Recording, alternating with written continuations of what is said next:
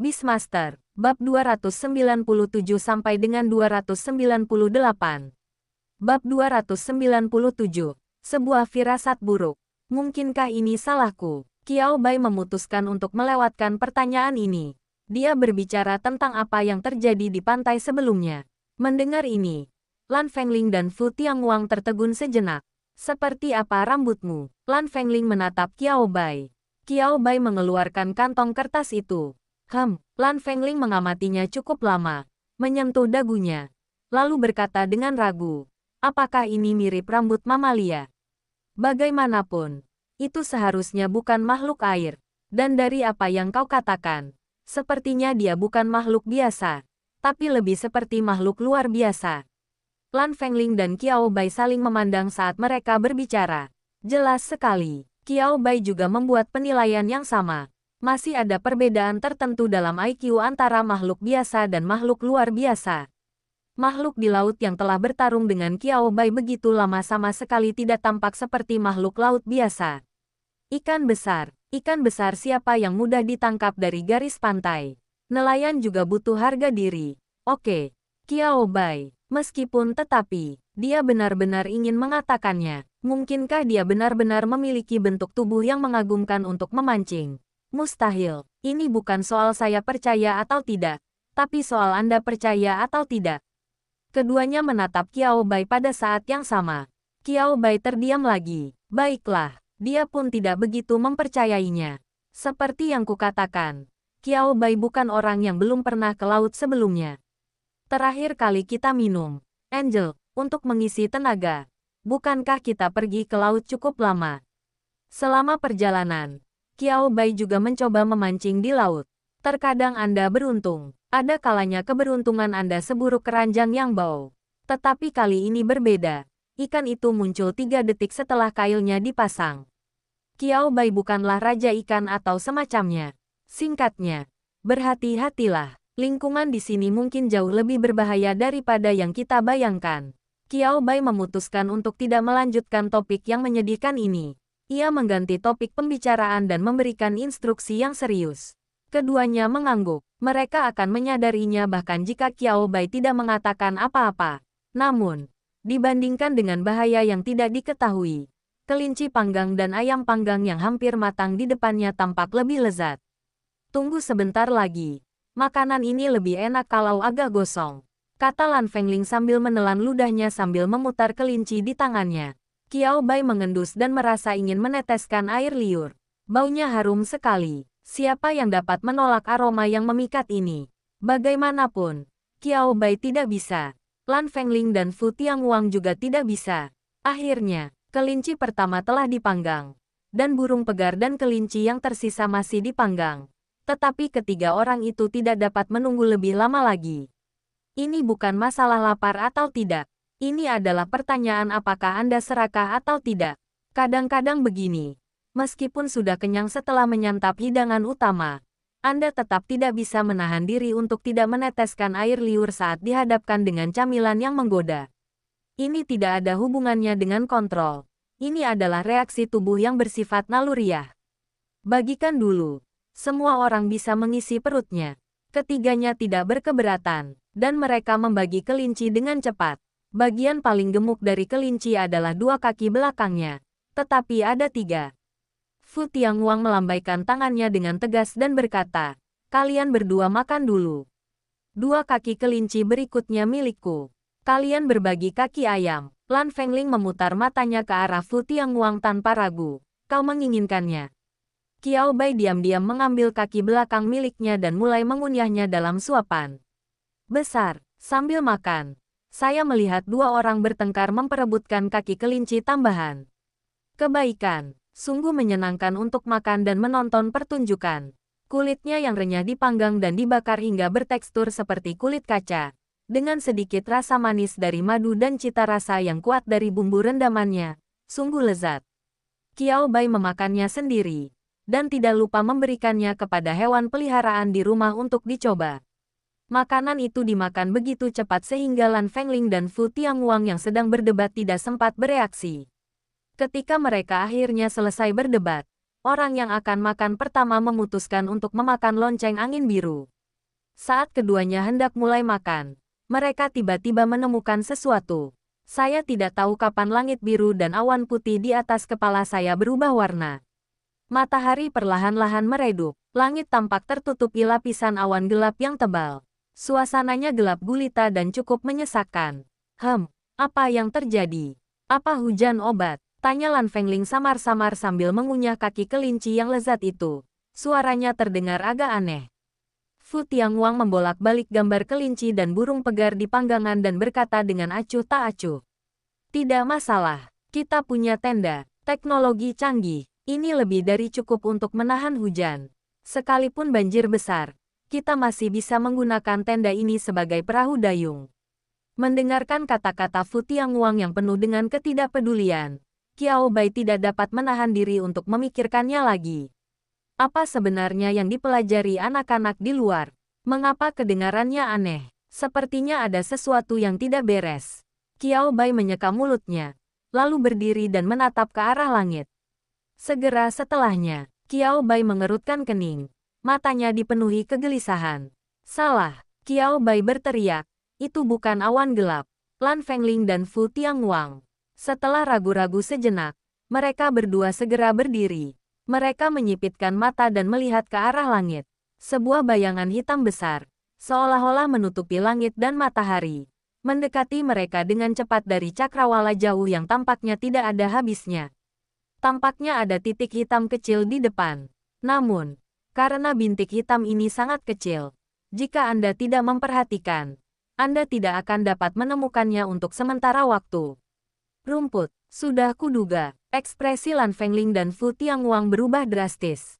Lan Fengling melepaskan Jaeger naga api tanpa ragu. Ayo, cepat, jangan buang waktu sedetik pun. Fu Wenxing akan mati. Lan Fengling tidak mengumpat keras-keras. Tetapi umpatan dalam hatinya tak pernah berhenti dari awal hingga akhir. Sialan, itu pasti ulah bajingan besar kakakku. Fu Tianguang mengumpat keras sambil menatap kelinci mentah dan ayam panggang dengan enggan. Qiao Bai, meskipun tetapi, pada saat ini, dia tampaknya akhirnya mengerti mengapa Lan Fengling, Lan Jing, Lao Fu dan Fu Tianguang ragu-ragu berbicara tentang Wenxing sebelumnya. Kerja bagus, kedengarannya seperti ini repertoarnya. Apa ini? Tidak takut mati tetapi secara aktif mencari kematian di depan hewan peliharaan Anda. Saya tidak tahu hewan peliharaan jenis apa ini. Pada akhirnya, lari saja cepat. Qiao Bai membawa sederet hewan peliharaan dan melompat ke punggung Fire Dragon Jaeger tanpa ragu. Mereka bertiga, membawa ransel dan hewan peliharaan mereka, duduk dengan tenang. Mempercepat, lepas. Lan Fengling memberi perintah kepada Jaeger naga api tanpa ragu-ragu. Fu Tianguang menyeka air mata yang tak ada di sudut matanya. Wow. Selamat tinggal, barbecue yang belum kumakan. Enggan, hidup lebih penting. Naga api Jaeger terbang dengan suara mendesing. Namun, situasinya tidak membaik. Malah, karena mereka terbang di udara, pandangan mereka menjadi lebih luas dan situasinya menjadi lebih buruk. Fu Tianguang memandang ke arah itu dengan ngeri. Jari-jarinya yang terulur gemetar. Tidak, benda apa itu? Sangat besar, menutupi langit dan matahari, menari liar, tentakel yang tak terhitung jumlahnya. Tentakel. Dan lebih banyak tentakel. Seolah-olah sebagian besar laut telah berubah menjadi bentuk tentakel busi. Xiao Wu meringkuk dalam pelukan Qiao Bai dengan jijik. Mao Chong tampak sedikit takut, tetapi juga sedikit merindukan. Kucing dan serangga, sungut, begitu banyak tentakel hitam. Kucing juga ingin memiliki banyak tentakel. Qiao Bai, ada peluang. Ada peluang. Semuanya punya peluang. Qiao Bai dengan tenang menghibur kucing dan serangga yang bersemangat mencoba dan tampak ingin bergegas menghampiri. Lalu Qiao Bai menyadarinya, hewan peliharaan di rumah tampaknya sedang dalam suasana hati yang agak buruk. Terutama dengan perbandingan Fu Tianguang. Hewan peliharaan Fu Tianguang bukan hanya pterosaurus berbaju besi emas dan binatang berbaju besi badak. Semuanya sangat pemalu, gemetar dan berharap bisa menyusut ke dalam pelukan Fu Tianguang. Fu Tianguang dengan panik mencoba menenangkan kedua hewan peliharaan itu, berusaha membuat mereka setenang mungkin. Hanya dengan cara ini Fu Tianguang dapat membawa mereka kembali ke ruang pengendali binatang laut spiritual. Hanya saja proses ini tampaknya agak sulit. Naga api Jaeger tingkat 8 juga tampak sedikit ketakutan. Dibandingkan dengan hewan peliharaan Fu Tianguang, kondisinya jauh lebih baik, dan itu lebih seperti reaksi bawah sadar tubuh. Tapi hewan peliharaan Qiao Bai tidak perlu membicarakan Xiao Wu. Dengan darah burung gagak emas berkaki 3 di tubuhnya, burung gagak kecil itu merasa bahwa ia dapat melakukan apa saja yang dilihatnya. Tetapi apakah ia dapat melakukannya atau tidak, itu adalah soal lain. Qiao Bai, Mau Chong yang bodoh dan berani, tidak berkomentar mengenai hal ini. Kucing-kucing serangga, mau gelombang. Benlong tidak bodoh dan berani. Benlong percaya diri dengan kekuatannya sendiri. Qiao Bai mengangguk. Anda benar. Itu saja. Berbahagialah dan jangan menghakimi. Qiao Bai sudah menduga kalau malaikat itu tidak akan bereaksi banyak. Senjata terakhir diberi nama bukan tanpa alasan. Tapi situasi dengan ular putih kecil dan ubur-ubur kecil. Qiao Bai menatap kedua hewan peliharaan itu. Tubuh ular putih kecil itu melilit pinggang Qiao Bai dengan erat, dan kekuatannya meningkat sedikit demi sedikit. Pupil emas bundar itu berubah menjadi pupil vertikal di beberapa titik. Tampaknya ia sedang dalam keadaan perburuan yang amat seru. Ular putih kecil mendesis. Adapun ubur-ubur kecil itu, jiwanya seakan telah meninggalkan tubuhnya, dan tubuh serta jiwanya hampir terpisah, dan ia hampir melayang pergi. Qiao Bai dengan cepat mencubit tubuh ubur-ubur kecil itu dengan kedua tangannya. Rasanya masih sama hebatnya. Kiki memantul, mulus. Cubit 2 kali duang-duang-duang. Ubur-ubur kecil. Wumu gelombang. Suara panggilan. Ubur-ubur kecil itu nampaknya telah meminum anggur. Dan suara yang disampaikannya kepada Qiao Bai terdengar seperti suara orang pusing. Qiao Bai mengetuk tanda tanya tanpa suara. Apa yang sedang terjadi? Wugu gelombang. Ubur-ubur kecil itu menggoyangkan tentakelnya lagi. Tampak sedang dalam suasana hati yang sangat baik. Lalu ia menyemburkan gelembung warna-warni lainnya. Meskipun Lan Fengling mengarahkan Yanlong untuk melarikan diri, dia tidak sepenuhnya tidak dapat meluangkan waktu untuk memperhatikan orang-orang di sekitarnya. Lalu aku melihat Qiao Bai yang nampaknya sedang bermain dengan Slime. Lan Fengling, lonceng angin biru, pupil Kuek.jpg. Profesor Qiao Bai, mana gambaran yang dapat dipercaya dari Anda? Detik berikutnya, Lan Fengling melihat ekspresi Qiao Bai tiba-tiba menjadi gelap. Lan Fengling mengetuk tanda. Tanya lagi. Dan dia bereaksi. Qiao Bai seharusnya bukan orang yang masih bermain dengan hewan peliharaan saat ini. Qiao Bai mungkin telah menemukan sesuatu. Ada apa? Profesor Qiao Bai. Tanya Lan Fengling keras. Berharap ia bisa memacu Jaeger naga api untuk terbang lebih cepat. Jaeger, jangan terburu-buru. Itu terbang. Itu terbang. Itu. Qiao Bai menatap bayangan besar yang masih bergerak ke arah mereka. Bayangan itu jelas-jelas sedang melarikan diri, tetapi tampaknya semakin dekat. Sambil mengerucutkan bibirnya, dia berkata dengan suara yang kurang optimis. Entahlah aku berhalusinasi atau tidak, tapi menurutku itu agak mirip ubur-ubur racun kotak. Formulir lengkap. Setelah jeda sedetik, Qiao Bai menambahkan. Sekarang giliran Lan Fengling dan Fu Tianguang yang mengajukan pertanyaan dengan panik. Apakah ini benar atau salah? Kamu yakin tidak bercanda? Ubur-ubur bunga racun kotak. Hahaha, mungkinkah Profesor Qiao Bai salah lihat? Fu Tianguang tertawa canggung 2 kali, lalu berhenti ketika merasa tak bisa tertawa lagi. Dia memandang Qiao Bai, mencoba mencari tanda-tanda lelucon di wajahnya. Sayang sekali, Qiao Bai mengerutkan bibirnya. Aku baru saja merasakan firasat krisis, tapi aku tidak menyangka. Fu Tianguang sudah berteriak memanggil Qiao Bai sebelumnya. Saya mengerti sepenuhnya. Indra ke-6. Tapi siapa yang waras akan mengira ada orang sebodoh itu yang memancing ubur-ubur kotak beracun. Itu ubur-ubur racun kotak. Setiap kata yang keluar dari mulut Fu Tianguang mengandung suara keruntuhan yang akan datang. Aku tidak tahan lagi. Aku benar-benar tidak tahan lagi. Jantung Fu Tianguang hancur total. Fu Wenxing. Dasar bajingan. Fu Tianguang mengumpat titik hitam kecil di langit. Jangan datang bergabung dengan kami saat ini. Tidakkah kamu mengerti bahwa kamu harus menanggung akibat dari tindakanmu sendiri? Suka itu. Lan Fengling ingin meledakkan lampu karena kata-kata Fu Tianguang. Intinya pencet tombol like sampai hancur. Disayangkan, ini kenyataan, bukan permainan. Tidak ada tombol suka dan lampu dalam hidup. Mereka hanya bisa menyaksikan dengan putus asa saat titik hitam kecil itu mendekati mereka dengan cepat. Petik 2 titik titik titik.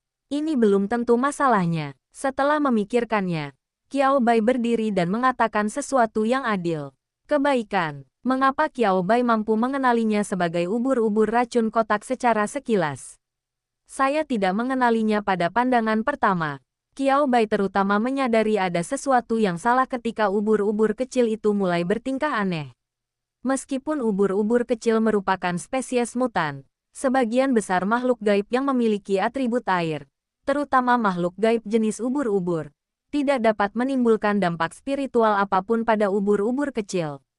Sekarang di tempat yang aneh, makhluk luar biasa yang tampak familiar melakukannya.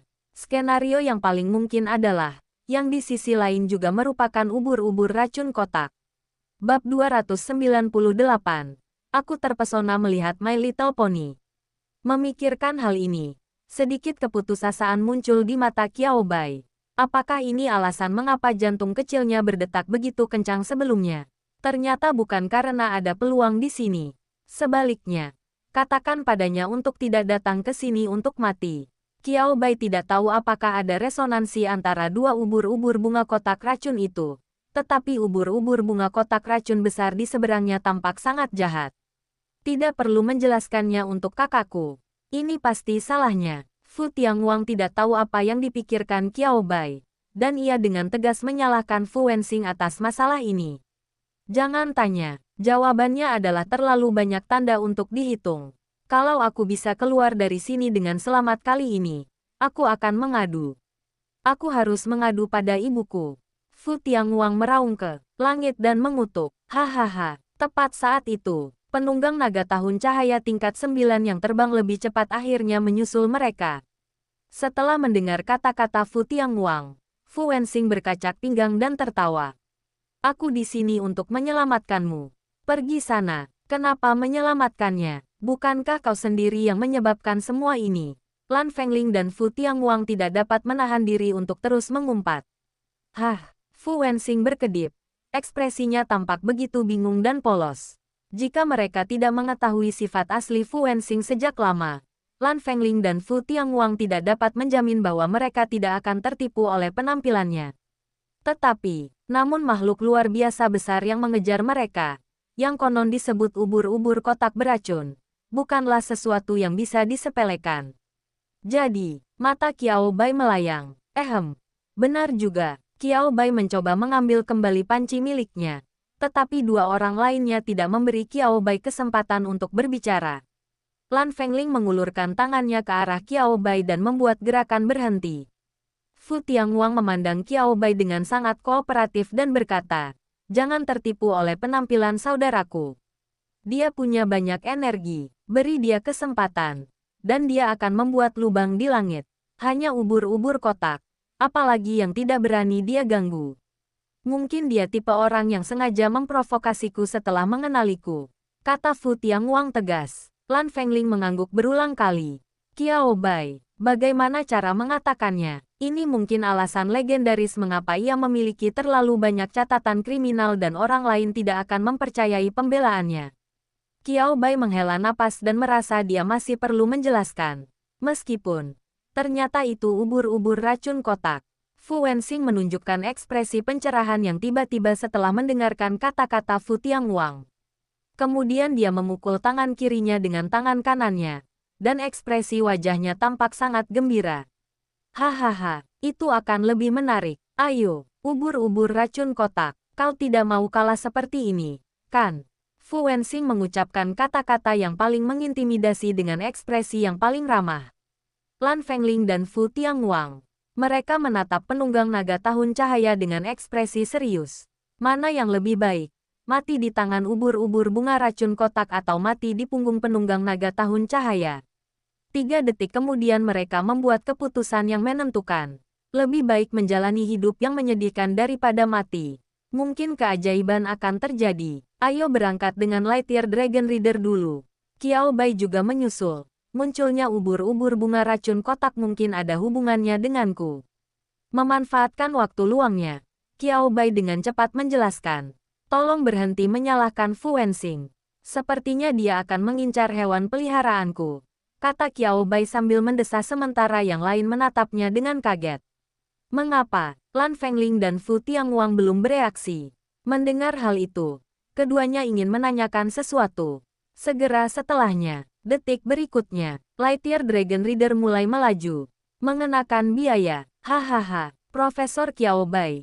Jika Anda ingin mengatakan sesuatu, tunggu sampai kami melarikan diri. Fu Wensing meluangkan waktu untuk melihat kembali ke arah Qiao Bai. Matanya penuh dengan senyum dan sikap acuh tak acuh saat dia berkata, menikmati kenikmatan yang dibawa oleh sekresi adrenalin yang dipercepat dari balapan dengan ubur-ubur beracun dan balapan melawan kematian. Beberapa orang yang telah mempersiapkan diri terlebih dahulu berusaha keras untuk menenangkan diri di Lightyear Dragon Reader. Dan merasakannya. Apa artinya merasakan sensasi kecepatan dan gairah dengan tingkat perlindungan minimum? Saya ingin berteriak, tetapi teriakan saya menguap ke udara dan tidak bisa keluar sama sekali. Melihat Lightyear Dragon Reader yang melaju kencang, ubur-ubur beracun yang mengejarnya tampak semakin marah, mengayunkan tentakel panjangnya dengan liar. Kalau dipikir-pikir kembali, yang kulihat hanyalah pemandangan nilai sanku menurun drastis. Kurasa setelah aku keluar, aku akan bisa menciptakan karya yang hebat. Batuk-batuk-batuk. Fu Tianguang, yang sedang berbicara, tanpa sengaja merasakan hembusan angin dingin ke tenggorokannya. Lalu ia menundukkan kepala dan mulai batuk dengan keras dan panik. Qiao Bai, hemat waktu. Kemudian Qiao Bai menatap Fu Wensing dan berteriak keras, ke arah mana kita berlari? Fu Wensing sepertinya tidak mendengar apa yang dikatakan Qiao Bai. Ia dengan enggan menoleh untuk melirik Qiao Bai. Qiao Bai maju ke depan dan mengulangi apa yang baru saja diucapkannya dengan suara keras lagi. Fu Wensing, yang akhirnya mendengar dengan jelas apa yang dikatakan Qiao Bai kali ini, menunjukkan ekspresi pencerahan yang tiba-tiba. Lalu, entahlah, tidak ada bangunan ikonik sama sekali di sini. Apapun, hahaha, keacakan juga merupakan bentuk kebahagiaan. Kebetulan sekali kita bisa melihat betapa besarnya alam rahasia ini, sangat besar. Di akhir kata-katanya, suara Fu Wensing bergema lama di udara. Qiao Bai, bagaimana mengatakannya? Meskipun tetapi, terkadang Fu Wensing disalahpahami, tetapi dia sama sekali tidak menganggapnya aneh. Lan Fengling dan Fu Tianguang, yang juga mendengar dengan jelas apa yang dikatakan Fu Wensing, sudah memperlihatkan ekspresi putus asa di wajah mereka. Buddha, dia adalah seorang Buddha sejati. Mereka mampu mengendalikan diri dan tidak melompat di udara, yang merupakan penghormatan terbesar yang dapat mereka tunjukkan kepada Wensing. Alasan utamanya adalah karena saya merasa kasihan pada Lightyear Dragon Knight. Fu Wensing, sang penguasa binatang, adalah orang yang menyebalkan. Namun Lightyear Dragon Knight tidak melakukannya dengan sengaja. Ksatria Naga Tahun Cahaya, Cumi. Tepat saat itu, tunggu, Qiao Bai melihat sekeliling, berusaha sekuat tenaga mencari jalan keluar dari bahaya. Tanpa diduga, Qiao Bai benar-benar melihat tempat yang istimewa. Depan kiri, ruang yang diselimuti kabut merah muda keemasan itu sangat istimewa dan unik di mata Qiao Bai. Lan Fengling dan Fu Tianguang. Opo-opo, ada kebingungan di mata kedua orang itu. Qiao Bai tidak terlalu mempedulikannya, terbang ke arah itu. Oke, Fu Wensing tidak keberatan dan memerintahkan para penunggang naga tahun cahaya untuk bergegas ke arah itu. Percepat, terus percepat. Dengan bantuan kecepatan yang luar biasa, Lightyear Dragon Reader dan keempat orang di atasnya terjun ke dalam ruang yang diselimuti kabut merah muda keemasan. Ubur-ubur bunga racun kotak, yang masih mengejarnya, tiba-tiba membeku. Tentakel itu menari liar. Di mana rajanya? Mengapa nafas tiba-tiba menghilang? Tubuh ubur-ubur bunga racun kotak tampak membeku di sana, tidak bergerak. Sisi lainnya, setelah menyelam ke dalam kabut merah muda keemasan, Lan Fengling dan Fu Tianguang terkejut menemukan ubur-ubur kotak beracun yang mengejar mereka benar-benar telah menghilang. Mata kedua orang itu tiba-tiba berbinar karena kegembiraan. Kau benar-benar tidak mengejar, Profesor Qiao Bai. Anda luar biasa. Fu Tianguang dan Lan Fengling menoleh menatap Qiao Bai secara bersamaan. Mata mereka dipenuhi kegembiraan dan kegembiraan. Qiao Bai mengusap dahinya. Selama percakapan tadi, Qiao Bai menyadari ada sesuatu yang salah.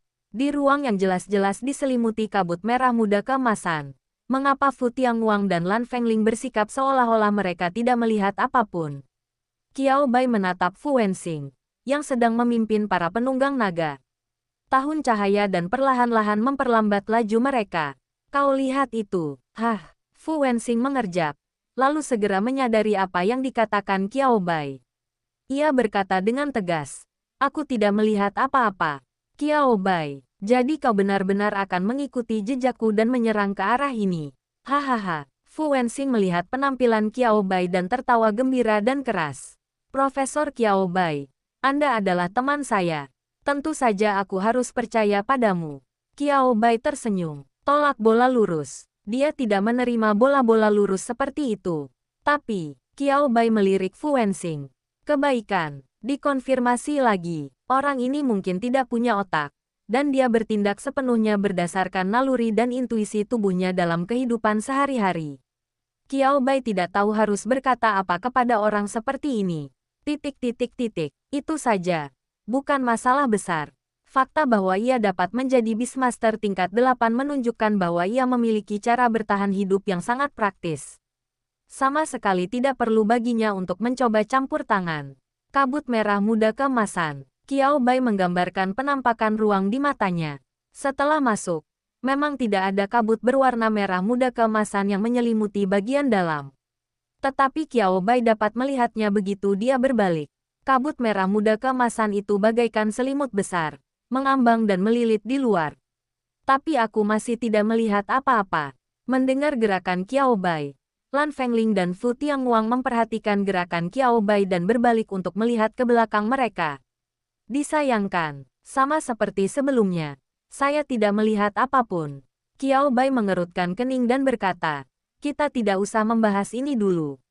Mari kita pelajari tempat ini. Jangan sampai kita keluar dari sarang harimau dan jatuh ke sarang serigala, kata Qiao Bai tanpa daya. Ketika keberuntungan seseorang datang, terkadang hal itu benar-benar tidak dapat dihentikan. Saat mereka berbicara, mereka melihat ke bawah bersama. Tidak mengherankan jika pergerakan mereka begitu terkoordinasi, karena di bawahnya terlihat jelas hamparan daratan, dan terlihat jelas adanya jejak kehidupan biologis. Turun. Kita tidak punya pilihan selain turun. Ayo kita turun dan mencobanya. Kalau kita benar-benar bertemu makhluk luar biasa, kalau semuanya gagal, kita masih bisa bergegas keluar dan melihat apakah kita bisa membuat mereka melawan ubur-ubur bunga beracun di luar sana. Setelah mendengar apa yang dikatakan Qiao Bai, semua orang terdiam dan menatapnya seolah-olah dia adalah setan. Bahkan iblis pun tidak akan sekejam dirimu. Baiklah.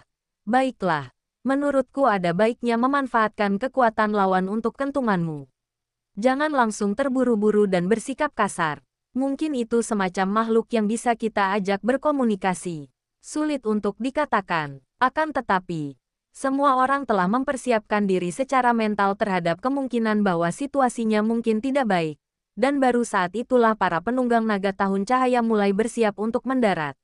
Namun saat ia hanya tinggal sedikit lagi dari tanah, Lightyear Dragon Knight mengepakkan sayapnya dan tampak enggan mendarat di tanah. Ohamin ohamin ohamin. Sang penunggang naga tahun cahaya mengeluarkan suara meringkik pelan. Ada apa? Fu Tianguang mengerutkan kening bingung. Apakah penunggang naga tahun cahaya merasakan sesuatu yang buruk? Qiao Bai menggelengkan kepalanya. Seharusnya situasinya mirip dengan apa yang kita alami di pulau itu sebelumnya. Saat dia berbicara, Qiao Bai, Lan Fengling dan Fu Tianguang saling memandang. Mereka berdua langsung ingat apa yang dibicarakan Qiao Bai. Fu Wenxing, saya tidak tahu apa-apa, tidak takut pada apapun. Dengan suara, Bang, Fu Wenxing dengan berani melompat dari punggung ksatria naga tahun cahaya, dan mendarat dengan sempurna dengan jungkir balik. 360 derajat yang indah. Bahkan tidak jatuh. Qiao Bai, Lan Fengling, Fu Tianguang menutupi wajahnya dengan tangannya, tidak ingin mengakui bahwa dia benar-benar mengenal orang ini, dan bahwa orang ini adalah saudaranya. Pah pah pah, pada saat ini, ledakan tepuk tangan meriah terdengar dari suatu tempat. Fu Tianguang tiba-tiba terdiam. Tidak, apakah ada yang akan menghargai dan memuji penampilan yang dilebih-lebihkan seperti itu? Apakah ini benar atau salah? Apakah ini benar-benar ada? Fu Tianguang tanpa sadar melihat ke arah datangnya tepuk tangan, dan diam-diam mengetik tanda tanya di benaknya. Qiao Bai juga melihat ke sana. Qiao Bai, kuda poni kecilku. Tidak heran Qiao Bai mengucapkan kata ini. Itu karena makhluk yang muncul di depan Qiao Bai seharusnya merupakan makhluk yang luar biasa, dan penampilannya sangat mirip dengan My Little Pony. Seekor kuda poni putih yang anggun dengan satu tanduk dan surai halus berwarna merah muda. Di sebelahnya ada seekor kuda poni tanpa tanduk, dengan bulu ungu dan sepasang sayap ungu kecil. Qiao Bai, apa 3 versi asli My Little Pony ini? Meskipun dia tidak dapat menandingi jumlahnya, tetapi ini benar-benar terasa seperti My Little Pony akan dibuat menjadi versi live action.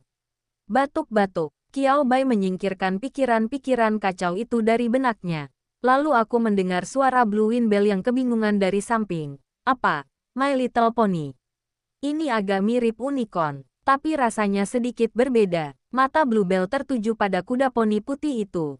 Rambut unicorn biasanya berwarna putih keperakan, bukan putih susu seperti permen kapas ini. Lalu tanduk di atas kepala harus lebih menindas dan lebih tajam.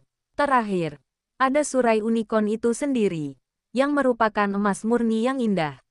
Dan sayap-sayap itu, sayapnya juga besar.